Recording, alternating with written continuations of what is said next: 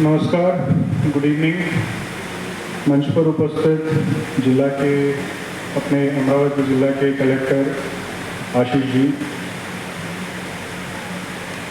मनपा आयुक्त सौम्या जी, ZP CEO Sandhya ji और यहाँ पे उपस्थित इतर अपने जिला के अधिकारी एंड मोस्ट इम्पॉर्टेंटली यहाँ पे उपस्थित स्टूडेंट्स, उनके पेरेंट्स, टीचर्स, सभी को मैं नमस्कार करता हूँ। पहली चीज़ मैं क्षमा चाहूँगा, मैं आज के दिन लेट हो गया, किसी अनिवार्य कारण की वजह से थोड़ा मुझे लेट आना पड़ा। बट मैं ये कार्यक्रम को अटेंड करना चाहता था बिकॉज मेरे लिए एक अच्छी चीज़ रहती कि आप लोगों से संवाद वगैरह करने का।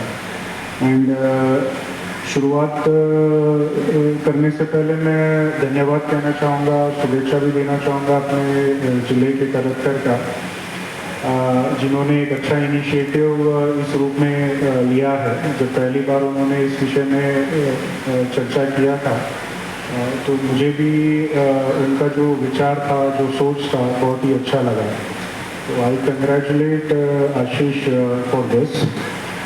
इसको छोड़े तो आज के दिन में अभी काफ़ी लोगों का यहाँ पे सत्कार हुआ है, तो अपने MPSC एंड UPSC परीक्षा में जो उत्तीर्ण हुए हैं उनको भी मैं अपना बधाई देना चाहूँगा।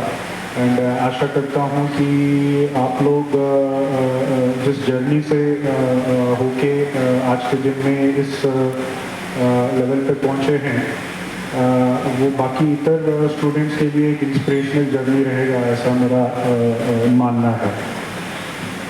एंड यहाँ पे जो बच्चे बैठे हैं, आई कैन सी कुछ स्कूल के भी बच्चे हैं, तो आई एम श्योर आप लोगों को भी ये यंग ब्रिगेड जो मैं बोलना चाहूँगा, जो अभी जिन्होंने रिसेंट में एग्ज़ाम्स क्लियर किए हैं, उनको देख के एंड मोस्ट इम्पॉर्टेंटली अपने अधिकारीगण में शायद सभी में से जो बूढ़ा अगर कोई बोला जाए तो शायद मैं हूँ अधिकारियों में मंच पे, क्योंकि काफ़ी साल हो गए मुझे UPSC क्लियर किए। And the new generation are sitting in front of you, collector, municipal commissioner and also ZP CEO। तो वो लोग आपको उन्होंने जो मार्गदर्शन किया है, I think it is more valid. But otherwise जो मेन क्रक्स है इट रिमेन्स द सेम। जैसे मैं अभी कलेक्टर साहब का जो भाषण था उसमें सुन रहा था कि द ग्रोइंग अप ईयर्स, यानी 10वीं से लेके आगे के 10 साल या मान लो 8 साल जो भी पढ़ाई के दिन होते हैं तो अत्यंत महत्वपूर्ण होते हैं। स्कूलिंग एजुकेशन हमारा ऐसा है कि बच्चे जब स्कूल जाना शुरू करते हैं तो पढ़ाई के साथ साथ खेल कूद वगैरह वगैरह उसमें लगना ज़रूरी है। मेंटल फिजिकल फिटनेस के हिसाब से उनको सभी चीज़ें करनी चाहिए। बट एक स्टेज आ जाता है जब आपको अपने करियर के ऊपर में सोचना ज़रूरी पड़ता है। And I think this are the formative years for any individual.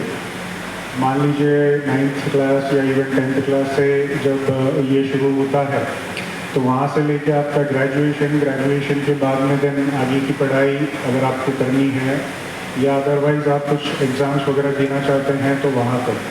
तो ये जो फेज़ है, this are like the foundational years of any individual, जो आपके करियर को, आपके फ्यूचर लाइफ को जो है डिसाइड करने वाले जो साल है यही होते हैं।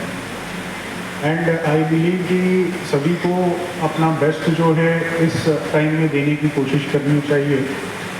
ऐसा नहीं है कि भाई इस टाइम में आपने अपना बेस्ट दे दिया तो इसके बाद में आपको लाइफ में आगे कुछ करने की ज़रूरत नहीं है, ऐसा मेरा कहने का उद्देश्य नहीं है। बट जो फाउंडेशन है, अगर आपका अच्छा फाउंडेशन आपने बिल्ड किया आपके खुद के लिए, तो देन उसके ऊपर में आप आगे जो है अपने फ्यूचर को, अपने करियर को जो बढ़ा सकते हैं। सो इसीलिए आज के दिन में यहाँ पे जो बच्चे बैठे हैं, आई मोटिवेट यू और रादर आई गाइड यू, और जो भी आप माने कि आपके जो फाउंडेशनल ईयर्स है उसमें अच्छे से आप पढ़ाई कीजिए। जो आपके खुद के ड्रीम्स हैं, जो आपने खुद के लिए जो टारगेट सेट किया है, जो आप खुद को आगे के 10 साल या 20 साल में जो आप खुद को देखना चाहते हैं, उस हिसाब से आप अपना प्रयास कीजिए। आई एम श्योर आपको आपके लाइफ में जो भी आपके ड्रीम्स हैं वो आप ज़रूर अचीव करेंगे। ये एक चीज़ मैं आपको बोलना चाह रहा था। इसके अलावा second thing I want to talk about is failures. Life में फेलियर बहुत ही अत्यंत इम्पोर्टेंट चीज़ है। मुझे नहीं लगता कि मेरे लाइफ में मैंने खुद काफ़ी फेलियर्स देखे हैं, एंड आई एम श्योर अभी इस मंच पर जिन्होंने भी ये अपने जर्नीस वगैरह बोले हैं, अपने जर्नी के बारे में बताया है, उन्होंने खुद भी अपने लाइफ में काफ़ी ऐसे फेलियर्स देखे होंगे। बिकॉज बिना फेलियर का सक्सेस इज़ नियर इम्पॉसिबल, यानी बिना फेलियर का सक्सेस किसी को भी नहीं मिलता है। तो आप अगर अपने लाइफ में किसी भी कारण से किसी भी विषय में अगर आप फेल हो रहे हो, फेलियर यानी एग्ज़ाम में फेल होना, मैं वो नहीं बता रहा हूँ, बट मान लीजिए आपने ये सोचा कि मुझे फलाना एग्ज़ाम में 80 मार्क आएंगे एंड 80 की जगह आपको 60 मार्क मिलेंगे, फिर भी वो दिल में खटकता है। तो that also can be termed as a stumbling block और स्पीड ब्रेकर या व्हाटएवर।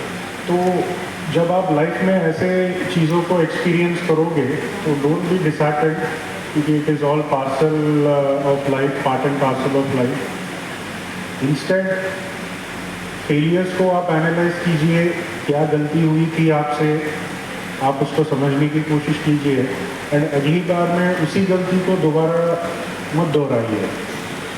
तो आई एम श्योर ऐसा अगर आप करते रहें तो आपके जो भी इनहेरेंट फेलियर्स हो या इवन जो भी बाकी को हो, उसको आप धीरे धीरे ओवरकम करोगे। तो failure should be a stepping stone for success, not a stumbling block for success, is what I believe. तीसरी चीज़ मैं बोलना चाहूँगा, जैसे कलेक्टर साहब भी बता रहे थे, ऑप्शन बी, तो मेरा भी वही मानना है, always have a backup plan.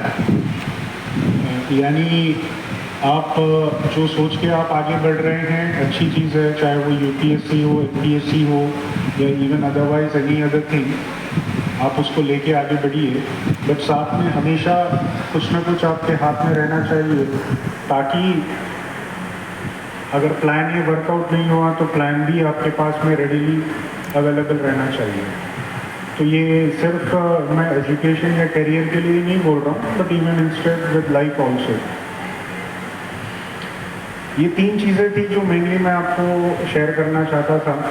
इसके अलावा आई एम श्योर काफ़ी मान्यवर ने जो है आज के दिन यहाँ मंच पर आप लोगों को काफ़ी अच्छा मार्गदर्शन दिया गया होगा, तो गुड थिंग। इसके अलावा मैं बस आपको बेस्ट ऑफ लक बोलना चाहूँगा। बेस्ट ऑफ लक आपके खुद के लिए भी, आपके फैमिली के लिए भी, एंड ओवरऑल अपने समाज के लिए और देश के लिए भी।